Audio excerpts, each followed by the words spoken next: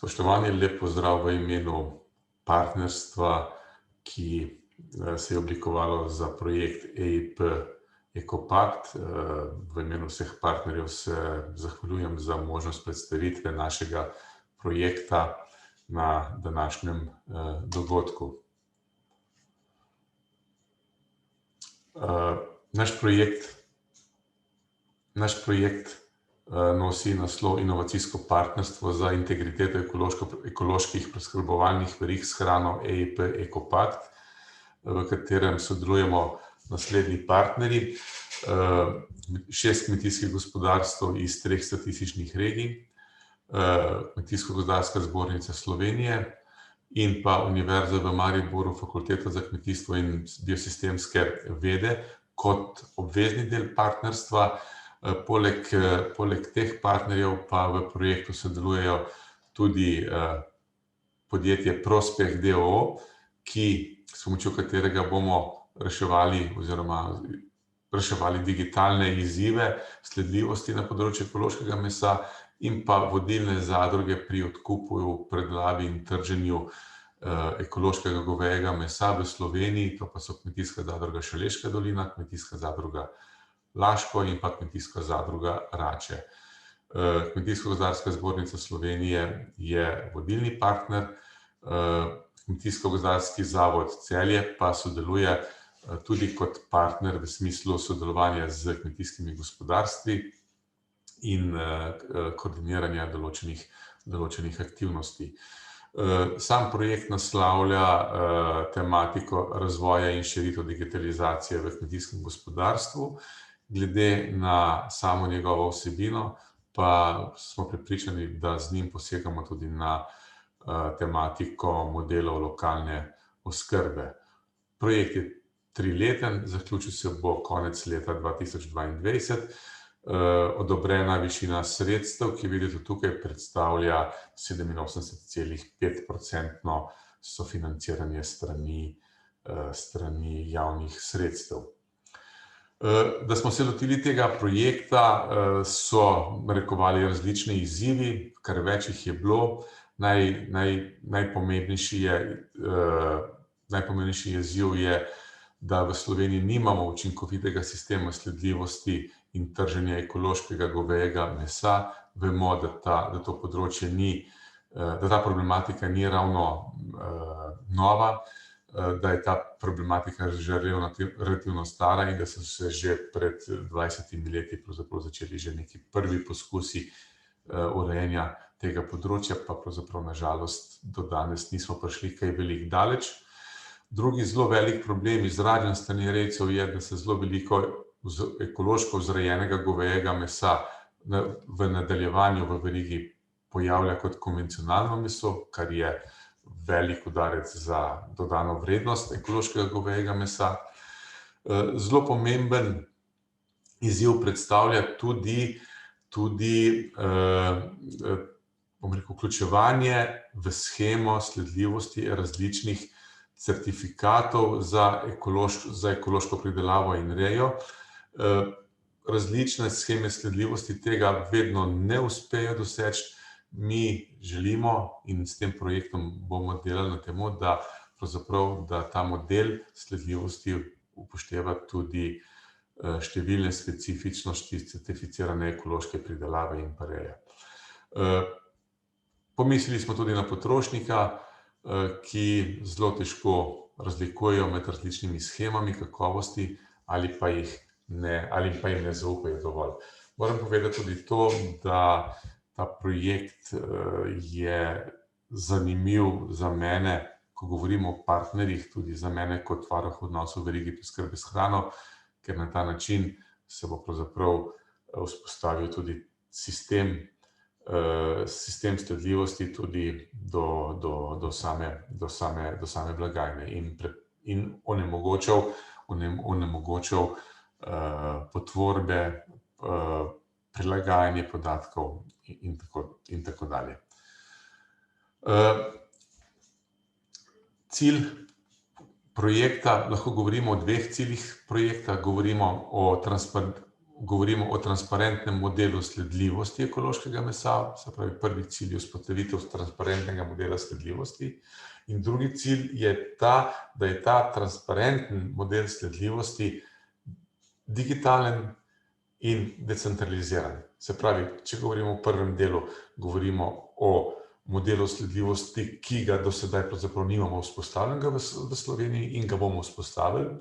In drugo, ta model bo temeljil na digitalnih osnovah in bo decentraliziran, kar pomeni, predvsem, kaj pomeni decentraliziran, kar pomeni, da ga ne bo možno upravljati iz enega mesta centralistično, centralno, ampak ga bo upravljan in nadzorovan, če hočete, strani različnih deležnikov, različnih mest, zato se tudi imenuje decentraliziran. Kaj to pomeni, kaj je to dodana vrednost?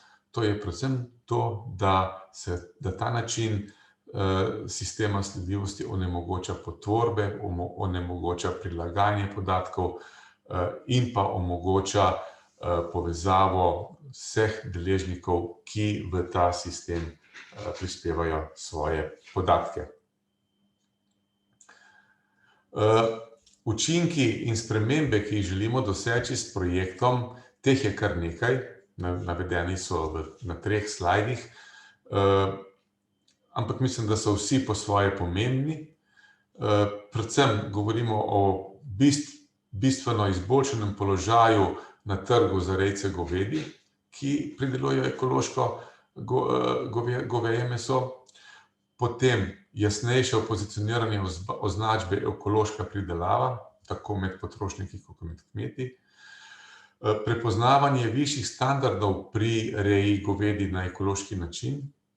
Zmanjšanje uporabo ekološkega mesa v proizvodih, kjer se uporabljajo tudi konvencionalne pridelane surovine.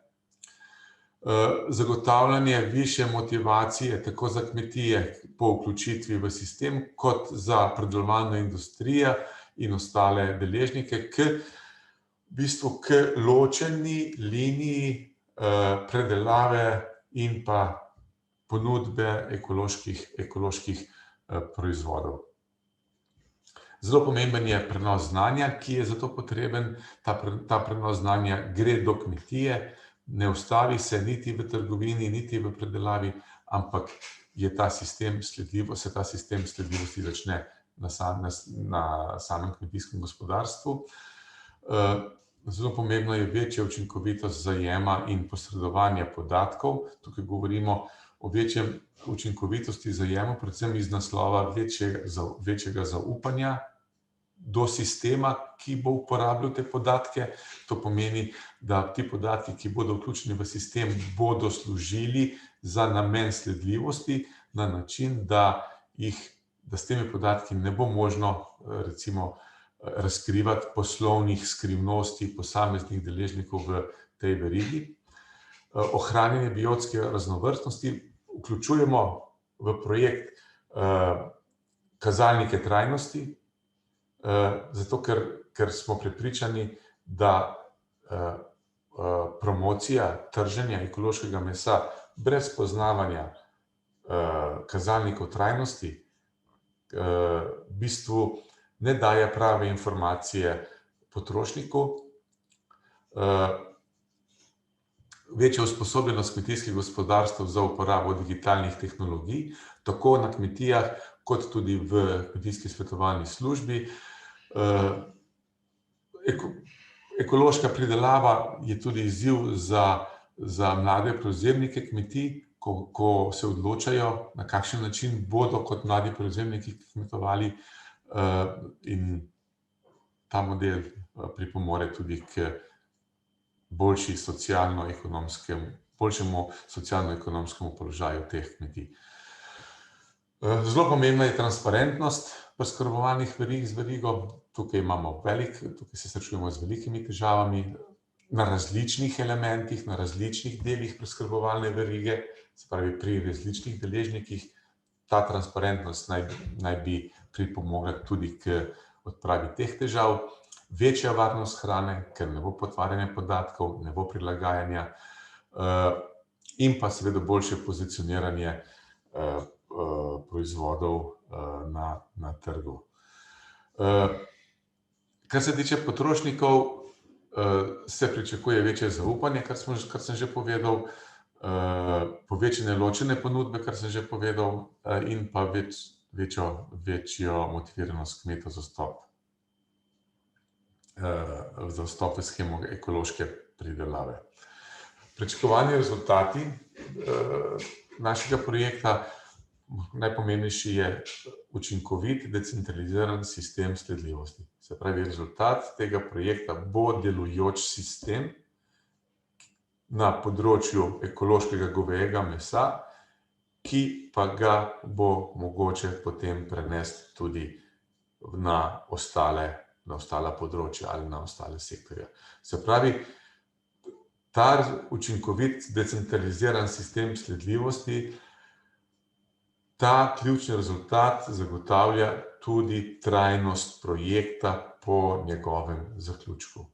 Mi računamo, pričakujemo, da bo sistem sledljivosti, ki bo rezultat tega projekta bil uporaben, delujoč tudi po zaključku tega projekta. So še drugi pričakovani rezultati, ki jih zdaj ne bi posebej izpostavljal, mogoče tudi večjo transparentnost, vendar, ko govorimo o sistemu sledljivosti, ko govorimo o učinkovitem in delujočem sistemu sledljivosti, v bistvu znotraj tega razumemo tudi te ostale rezultate, ki jih vidite tukaj na prosojnici.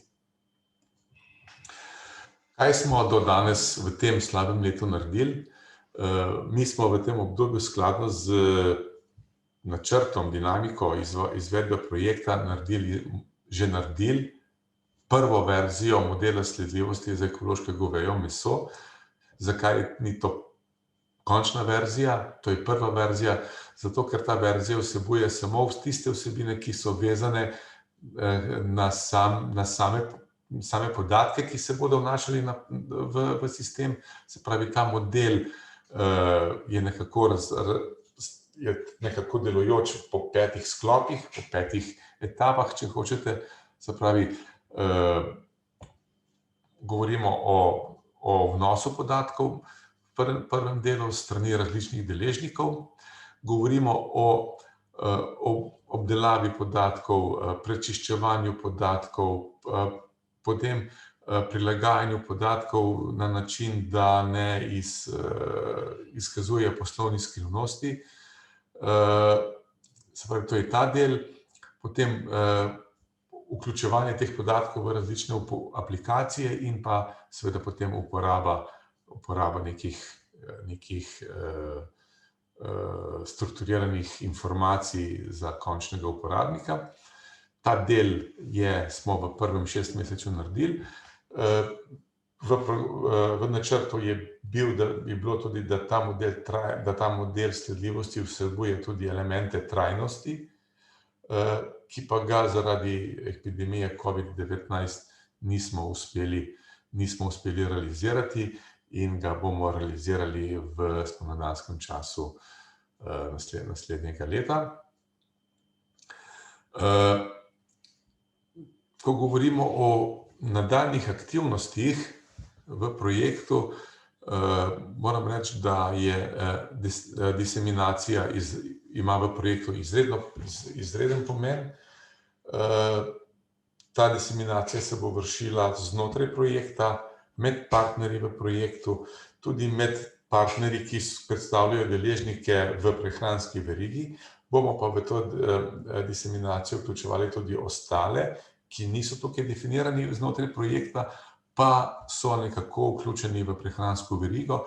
Tukaj imam v mislih predvsem trgovino, tukaj imam v mislih predvsem zakonodajalca in pa nadzorne inštitucije oziroma nadzorne organe.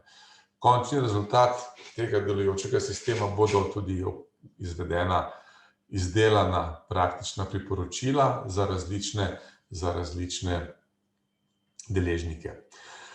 Kako pravzaprav v tem trikotniku znanja, ki predstavlja obvezen trikotnik znanja EIP pristopa, vidijo ta projekt ti ti obvezni deležniki v tem trikotniku znanja. Če pogledamo pogled kmeta, potem vidimo, da kmet predvsem pričakuje, da bodo njegovi proizvodi bolje pozicionirani na trgu, da bo dosežena boljša cena, odkupna cena, da bodo potrošniki nekako bolj posegali po lokalnih proizvodih, kar bo seveda tudi imelo za posledico povečanje pridelave. Svetovalna služba ima v vsakem EIP projektu svojo močno vlogo prenosa znanja. Predvsem vidijo svetovalna služba ta projekt kot projekt, ki bo pripomogel k uporabi digitalnih orodij, digitalizacije v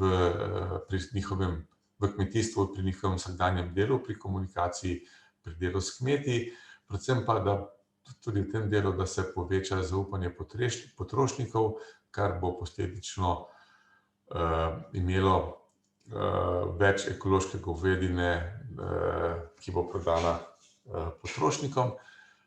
Ko govorimo pa o raziskovalnih inštitucijah, za njih je ta pristop inovativen pristop, pomeni nek inovativen izziv pri njihovem strokovno-raziskovalnem delu, predvsem ta inovativnost tega izziva po direktnem sodelovanju med znanstveniki in pa svetovalnim delom direktno na kmetije in predvsem vidijo to inovativnost tudi v tem, da se rešujejo problemi, težave zelo učinkovito in rešitve so relativno hitro na voljo. Hvala lepa.